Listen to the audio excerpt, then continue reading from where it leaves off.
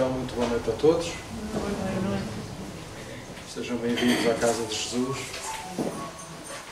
Agradecer aqui à Catarina, porque é isso mesmo que nós vamos fazer hoje, é tentar passar a lição da melhor forma possível para que todos possamos aprender. O Ser Perfeitos é o capítulo 17 do Evangelho segundo o Espiritismo e trata de todos estes pontos. Portanto, fala dos caracteres da perfeição, o homem de bem, os bons espíritas, a parábola do semeador e, como sempre, não podia deixar de ser, as instruções dos nossos amigos, falando do dever, a virtude, os superiores e os inferiores, o homem no mundo e cuidar do corpo e do espírito. Trago-vos esta frase de Bezerra de Menezes, que nos deixa logo a partir daquilo que nós vamos tratar e do tempo que é necessário. Ele nos diz que a perfeição não é o postulado de um dia e sim de milénios.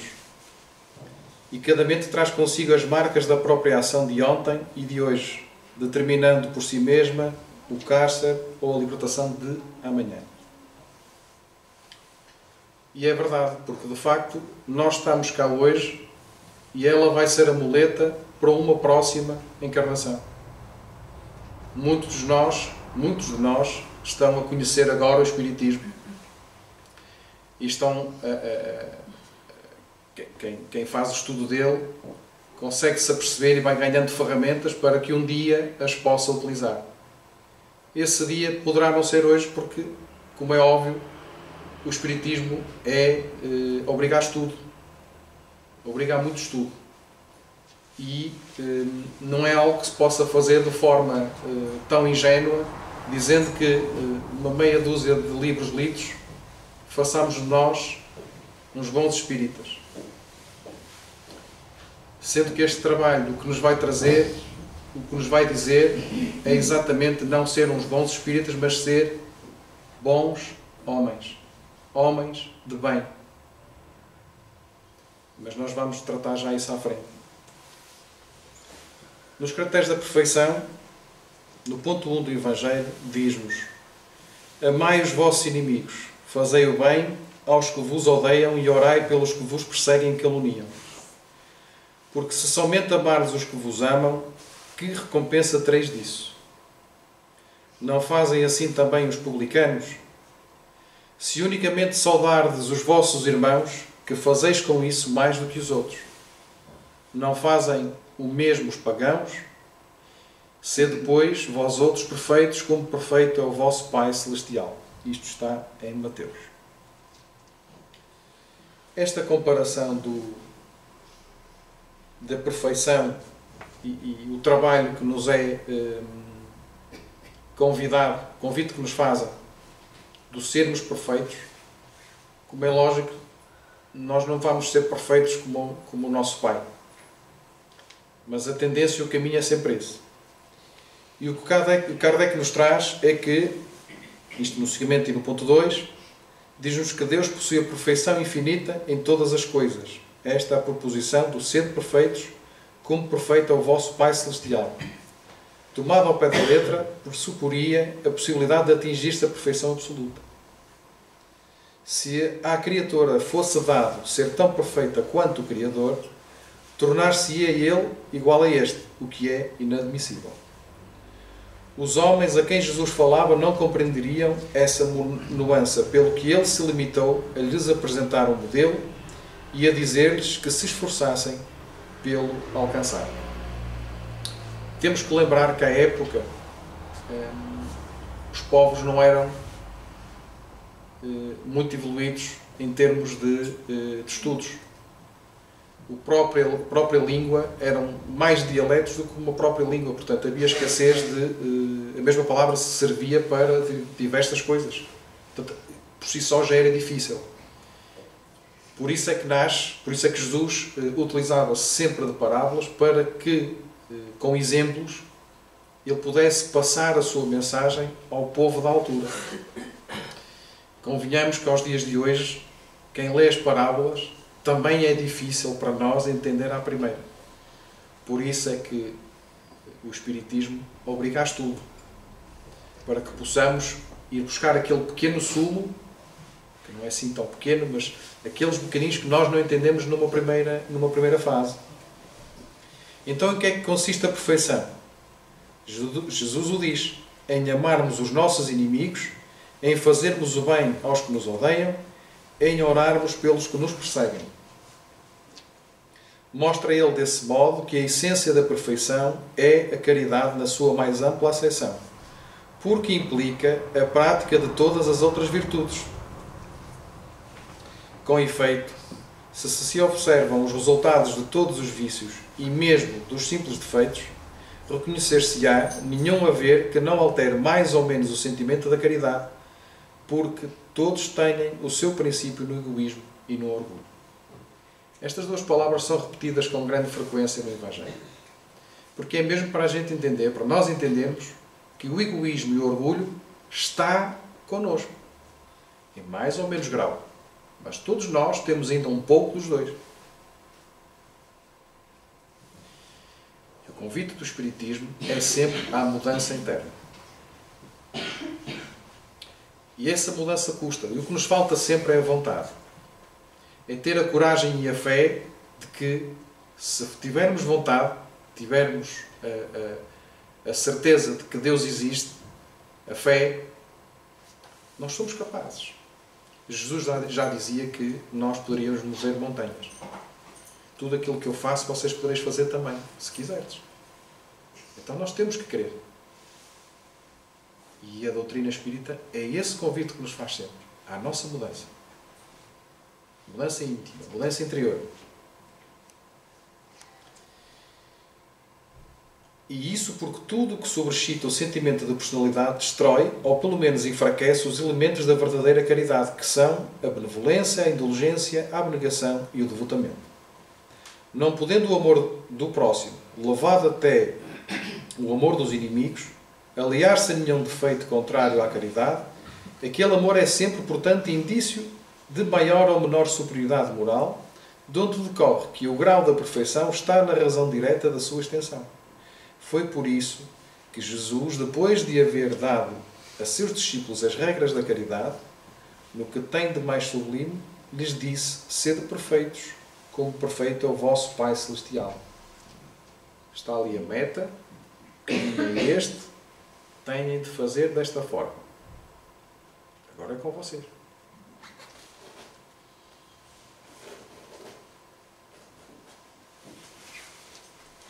Relembrando os significados do egoísmo e do orgulho, sendo que eles têm ligação entre eles, o egoísmo é o amor exclusivo à pessoa e aos interesses próprios.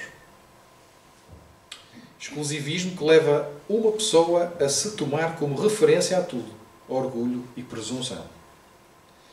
O orgulho é a manifestação do alto apreço ou conceito em que alguém se tem. É também arrogância, soberba ridícula e brilho. E isto está no dicionário online da primeira da língua portuguesa. Kardec diz-nos que com o egoísmo e o orgulho, que andam de mãos dadas, portanto estão interligados, haverá sempre um caminho para o mais sagaz, uma luta de interesses, onde são pisoteadas as mais santas afeições. É a chaga da humanidade. E isto é repetido inúmeras vezes no Evangelho. Enquanto nós não conseguirmos limitar o egoísmo e o orgulho que está patente em nós, dificilmente conseguiremos avançar na nossa evolução moral. Eu não tenho receitas, mas a doutrina espírita e os livros da codificação são ferramentas importantíssimas para o nosso aperfeiçoamento. E mais uma vez reforço, se nós não quisermos, nós nunca seremos aquilo que vem no ponto seguinte, que é o homem de bem. O homem de bem, na sua verdadeira palavra, é tudo aquilo que nós gostaríamos de ser. Sem defeitos, sem vaidade, sem orgulho, sem egoísmo. Fazer o certo. E hoje, antes de ir para aqui, apareceu-me um cliente mesmo ao fechar a porta, eu queria sair cedo hoje, e eu pensei assim, é esta hora. Pronto, mas tentei ver e resolver o problema dele. No final ele disse, mas afinal para onde é que tu ias? Porque eu disse-lhe que vinha para aqui. Não me digas que é Jeová. Isso não interessa nada. Eu sou espírita. Ah, pronto. É a mesma coisa. Eu não tenho religião. O que me interessa a mim é fazer o bem. Ser um homem certo, correto, fazer o bem. E está certo. Porque uma das coisas que eu acho que todos nós passamos por isso é tentar espiritizar, entre aspas, os outros. E o espiritismo não quer obrigar ninguém a ser espírita. Dá-lhes as ferramentas. Mas nós vamos já falar disso um bocadinho mais à frente. O verdadeiro homem de bem é o que cumpre a lei de justiça, de amor e de caridade, na sua maior pureza. Se ele interroga a consciência sobre os seus próprios atos, a si mesmo perguntará se violou essa lei, se não praticou o mal, se fez todo o bem que podia, se desprezou voluntariamente alguma ocasião de ser útil, se ninguém tem qualquer queixa dele, enfim, se fez a outra em tudo o que desejara que lhe fizessem.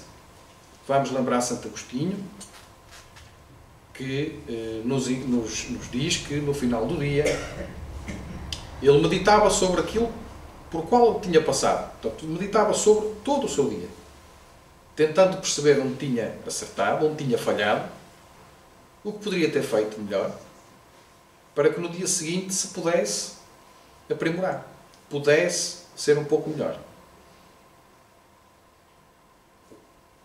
O homem de bem. Deposita fé em Deus, na sua bondade, na sua justiça e na sua sabedoria. Tem fé no futuro, razão porque coloca os bens espirituais acima dos bens temporais. Sabe que todas as vicissitudes da vida, todas as dores, todas as decepções são provas ou expiações e as aceita sem murmurar. Isto para nós é difícil.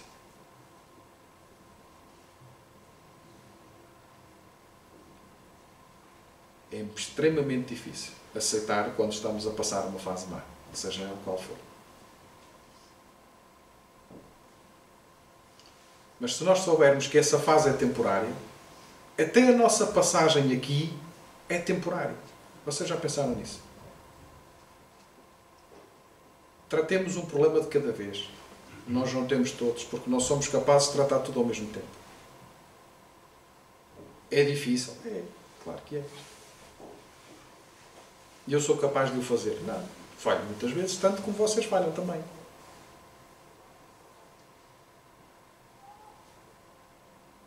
Mas aqui nós temos ferramentas. Temos exemplos dos amigos espirituais que nas aulas nos vão dando muitas indicações, muitos exemplos daquilo que passaram, do que podemos fazer, do que podemos evitar.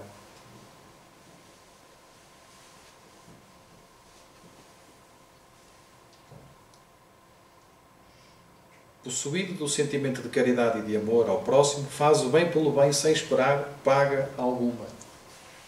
Porque na realidade, quando nós fazemos o bem a outra, e já falámos nisto noutro capítulo, a ideia de nós fazermos o bem ao outro é não estar à espera de retribuição. Porque senão vamos exacerbar tudo aquilo que falámos antes, que é o egoísmo, o orgulho, a vaidade. Ninguém tem que saber aquilo que eu faço de bem. Desde que eu me sinta bem comigo mesmo e sabendo que ajudei o outro.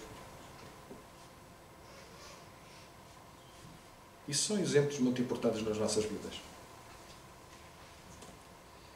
O homem de bem é bom, é humano, é benevolente para com todos, sem distinção de raças nem de crenças. E vejamos que Kardec, naquela altura, fazendo esta observação, e temos que pensar que há 150 anos, 160 anos atrás, ainda havia escravos. E havia muita distinção. Nem é preciso andarmos tanto para trás. Há há cerca de 60 anos, fazia-se distinção de quem era negro e quem não era. E os brancos andavam à frente do autocarro e os negros atrás.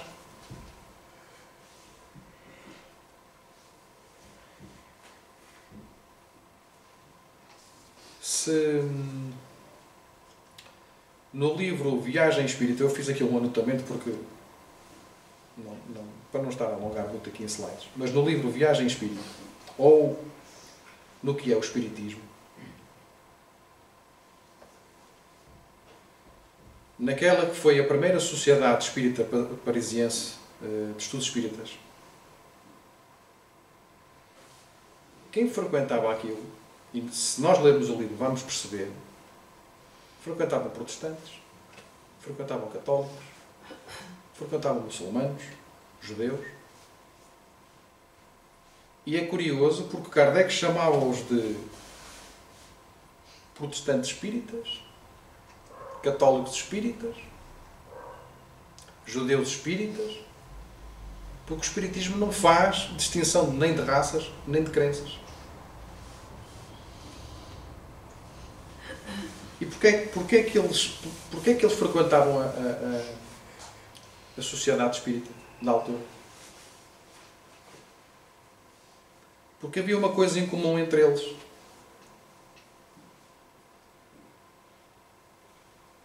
Porque eles aceitavam ou acolhiam os principais fundamentos da doutrina.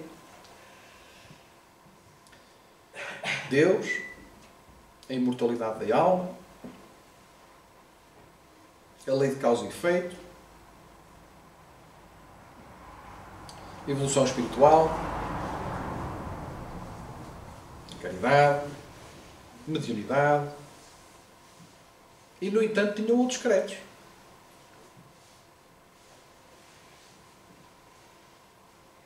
Voltando àquilo que aquele senhor me disse hoje, o que me interessa é ser homem de bem.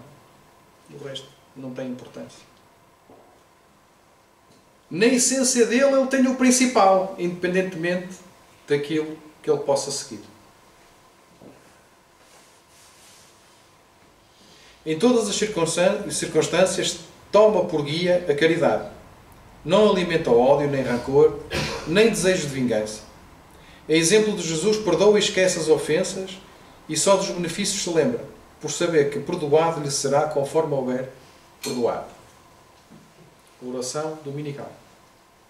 Perdoa as nossas ofensas, assim como nós perdoamos quem nos tem ofendido. E nós fazemos isso.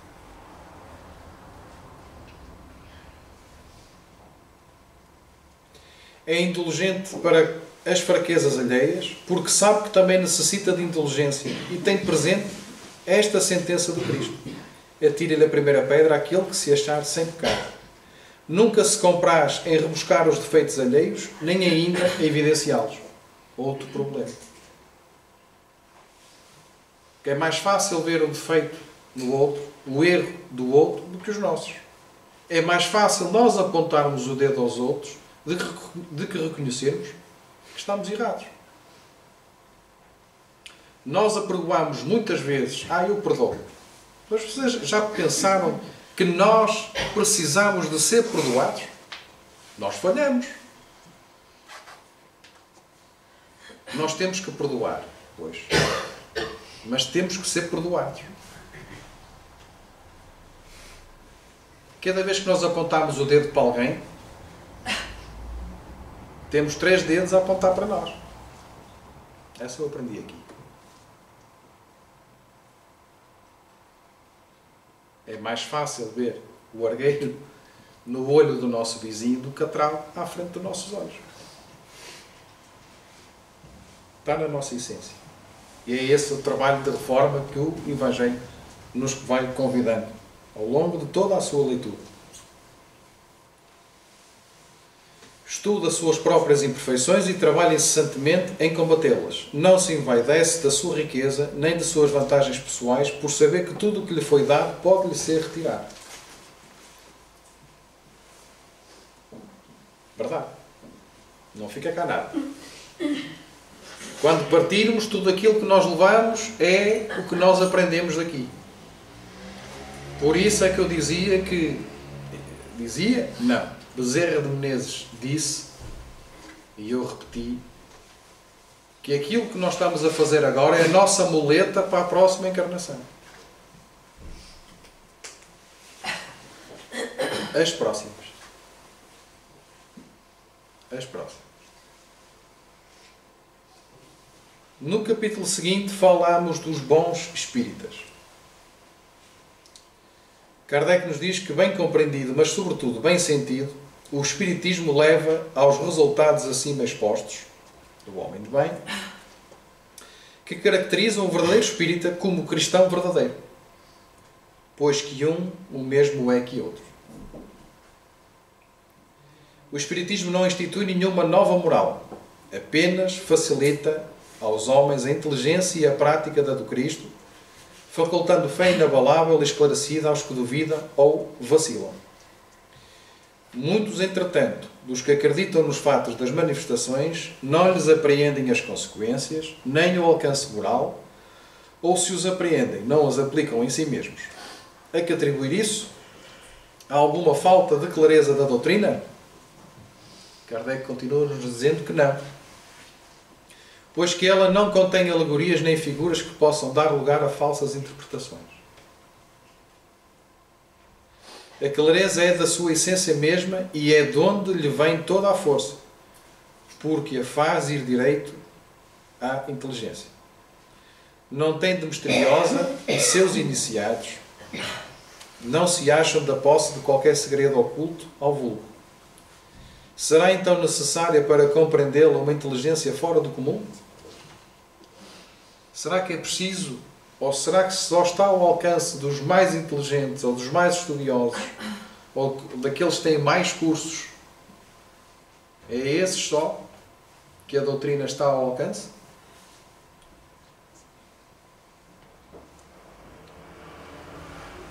Não. Se nós acreditarmos na reencarnação, se nós já cá viemos muitas vezes, nós trazemos no bojo tanta informação que nós nem imaginamos. Boa e má. Eu digo boa e má porque tudo aquilo que é bom, se for mal utilizado, pode ser mau. Então, Kardec diz-nos que tanto que há homens de notória capacidade que não compreendem, ao passo que inteligências vulgares lhe apreendem com admirável precisão. Porque nós já cá tivemos, senhores. Muitas vezes, alguns de nós. Como é que nós temos crianças que nós chamamos prodígios, que com 5, 6, 7, 8 anos são capazes de falar múltiplas línguas, fazer contas matemáticas de elevada complexidade? De onde é que acham que isso veio? Não foi genético.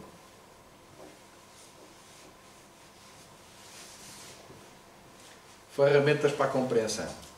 Doutrina Espírita. Livro dos Espíritos. Está lá tudo explicado.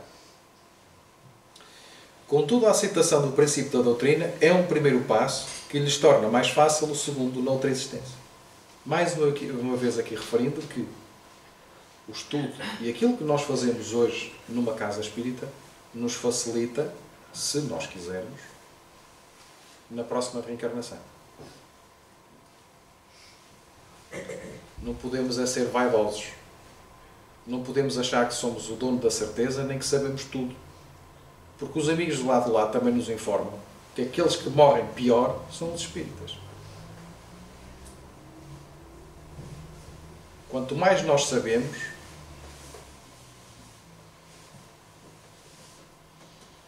com mais gravidade teremos depois. Eu quero dizer com isto bem. Aquele que tem o saber, se dele não o usa, sofre consequências. Não é para assustar ninguém. Mas a quem muito se dá, muito lhe será pedido.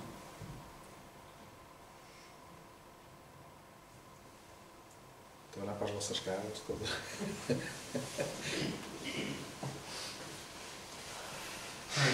Então, aquele que pode ser, com razão, qualificado de espírita verdadeiro e sincero, se acha em grau superior de adiantamento moral. O espírito que nele domina de modo mais completo a matéria, dá-lhe uma percepção mais clara do futuro. Os princípios da doutrina lhe fazem vibrar fibras que nos outros se conservam inertes. Em suma, é tocado no coração, pelo que inabalável se lhe torna a fé. Um é qual músico que alguns acordes bastam para comover, ao passo que outro apenas ouve sons.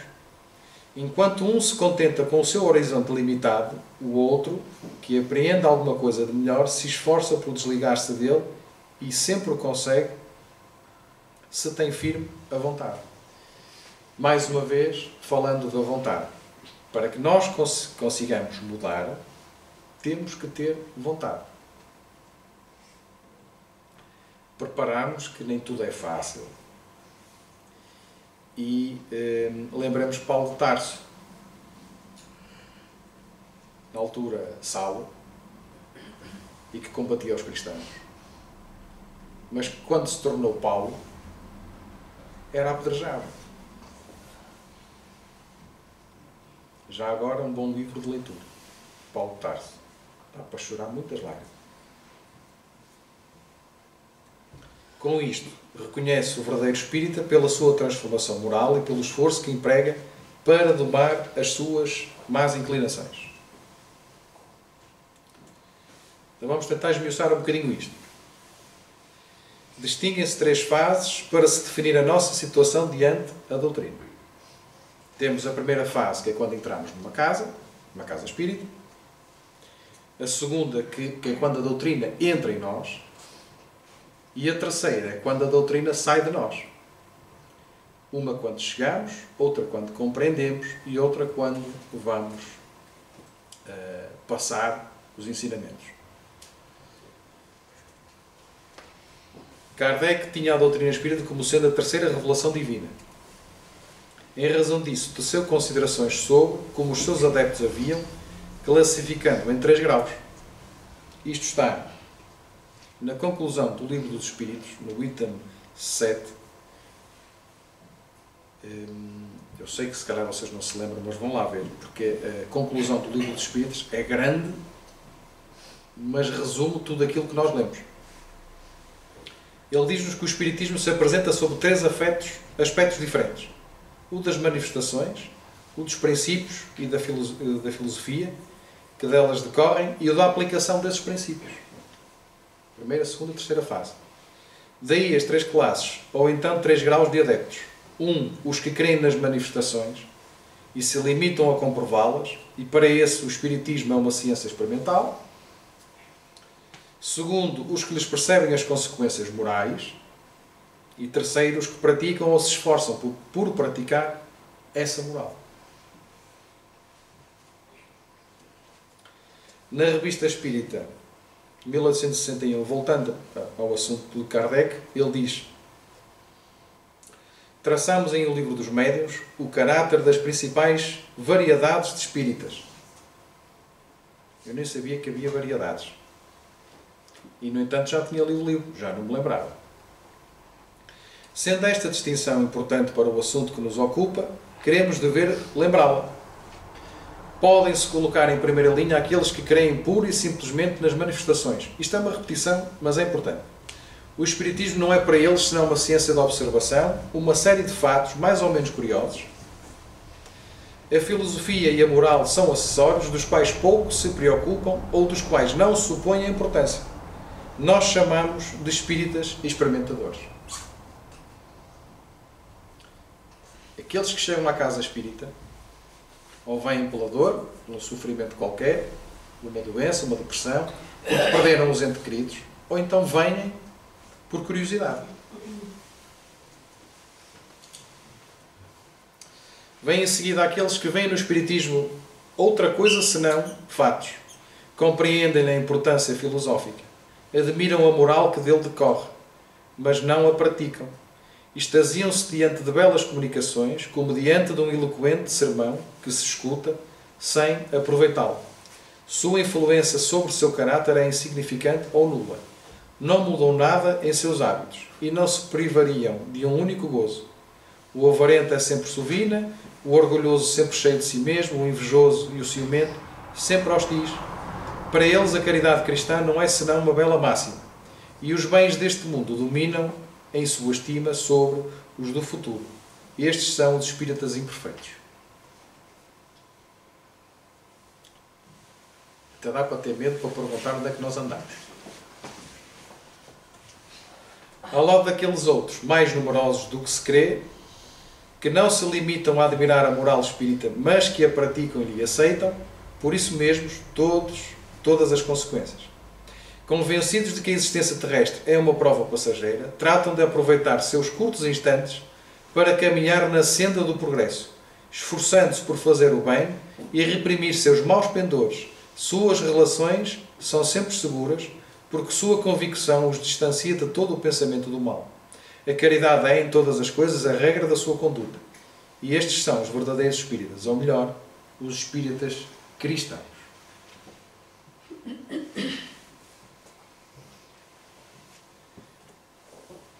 Continuando no livro dos Médiuns e no capítulo 3 do Método, no item 28, Kardec ainda acrescentou mais uma classe.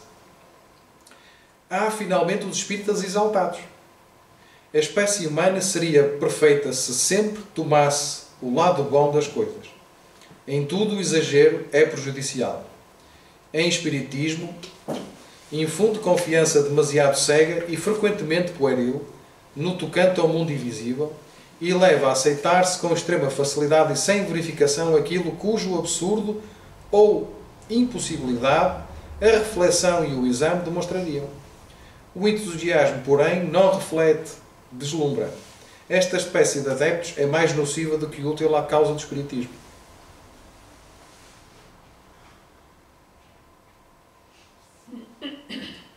São os menos aptos para convencer a quem quer que seja, porque todos, com razão, desconfiam dos julgamentos deles.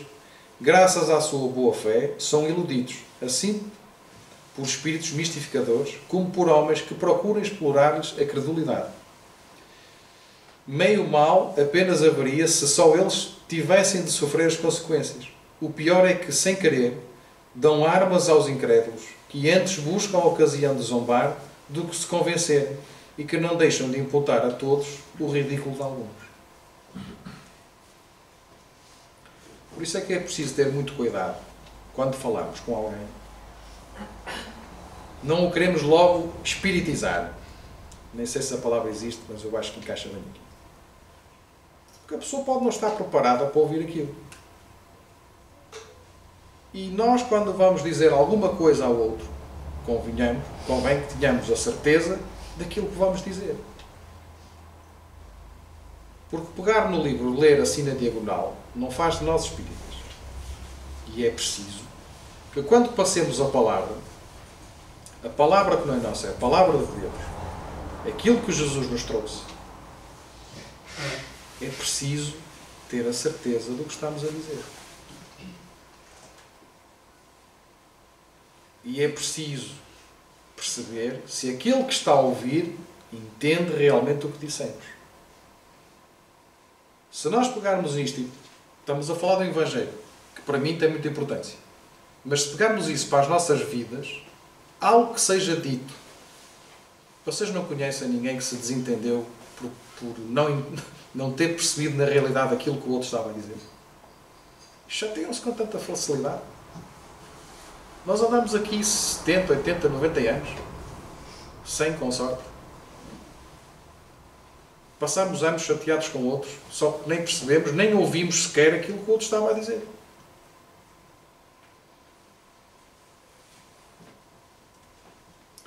Então qual é a máxima doutrina espírita? Fora da caridade não há salvação.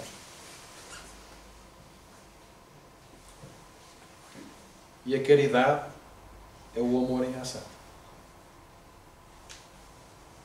A caridade é o amor em ação. Nos dias que correm, eu já falei disto e vou voltar a dizer porque acho que é importante repetir.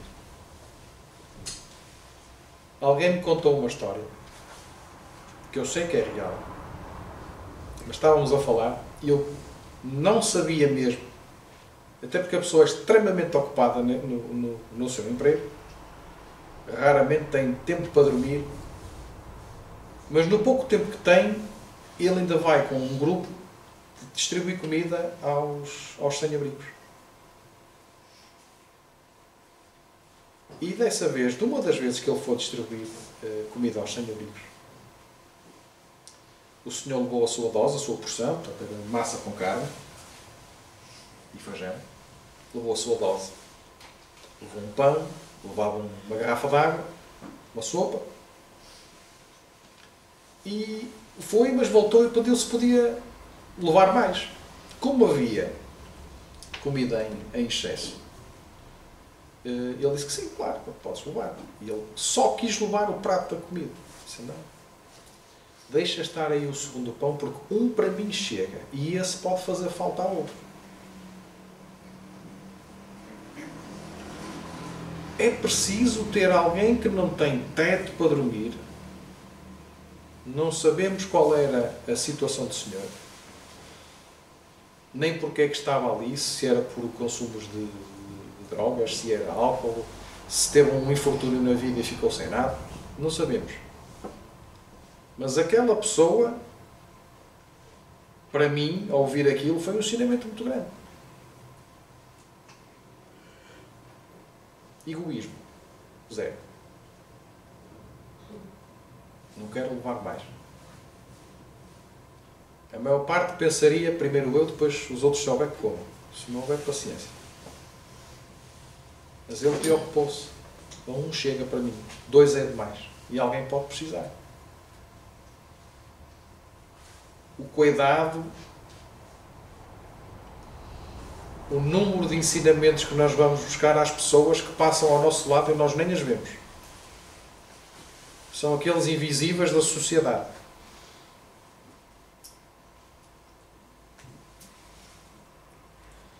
E eu falo deles e comovo porque não sei se um dia, não sei porque é que me comovo, mas não sei se um dia terei passado por isso.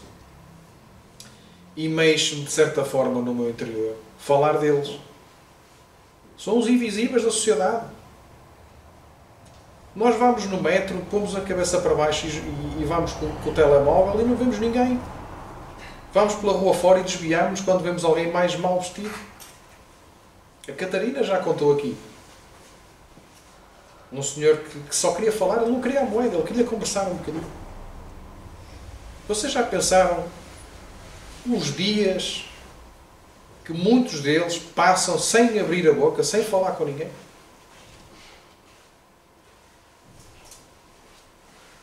Porque nós andamos demasiado estressados nas nossas vidas, porque nós andamos na correria que o mundo obriga e esquecemos que provavelmente fomos um deles, ou provavelmente podemos vir a ser um deles. Porque não tenhamos dúvidas que todos nós iremos passar por todas as fases, boas e más, com dinheiro, sem dinheiro, passando pelos vícios, mas passando também por felicidade relativa.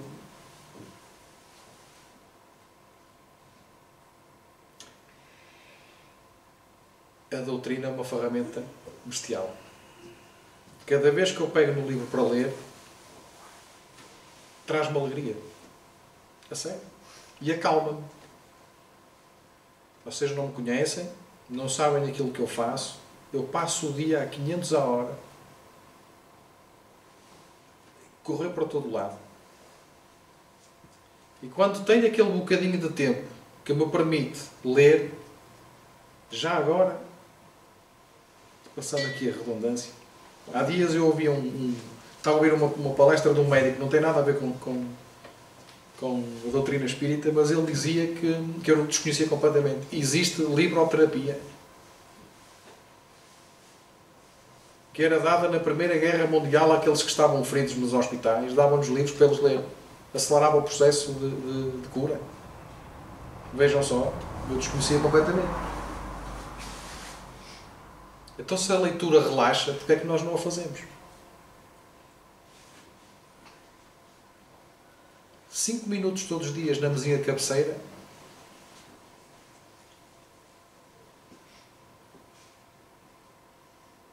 mas nós damos demasiado valor a coisas que não têm valor nenhum. Contra mim falo. E sempre que eu pego no Evangelho para estudar, e no livro dos Espíritos e no livro dos Médiuns, eu estou sempre a levar bofetadas.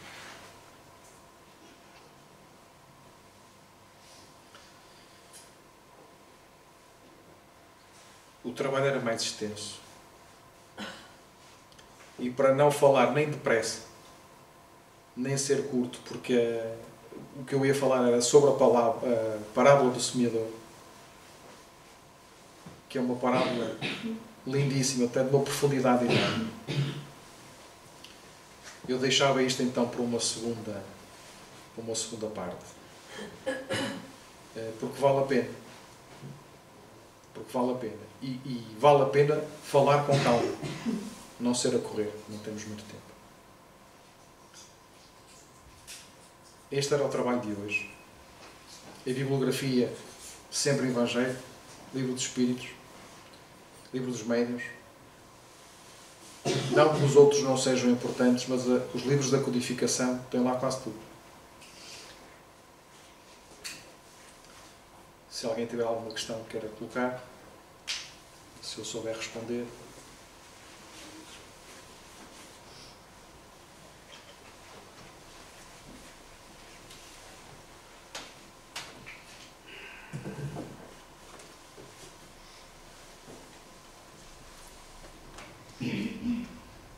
Então, não havendo questões, e pedindo que possam então cerrar os seus olhos, como a Catarina disse muito bem, esse pequeno exercício de fechar os olhos e de sermos transportados para um lugar onde nos sentamos bem. Imaginar que temos a possibilidade de ver a luz de Jesus, nosso Mestre, Mestre amado.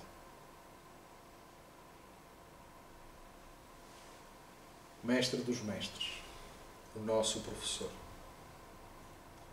Aquele que nos trouxe os ensinos.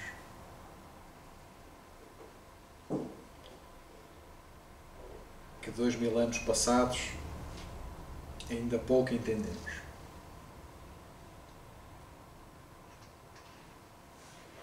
Jesus amado, tende piedade de nós. Porque ainda somos imperfeitos. Mas estamos estudando e aprendendo. Nas tuas palavras, como ser homens de bem. Senhor, tende paciência. Porque imperfeito que somos, demoraremos muito tempo a chegar até ti. Mas com fé, com garra, com o teu calor nos nossos corações,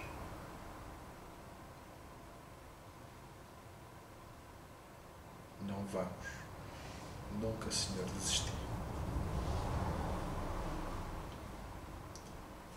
Sabemos que as dores são passageiras, sabemos que as dificuldades passarão. Sabemos que o bem está ao nosso alcance. Sabemos, Senhor, que estás lá para nós. Sabemos, Senhor, que sempre que necessitarmos tu, lá estarás. Abraçando-nos. Nunca repudiando. Nunca condenando. Mas mostrando como se faz.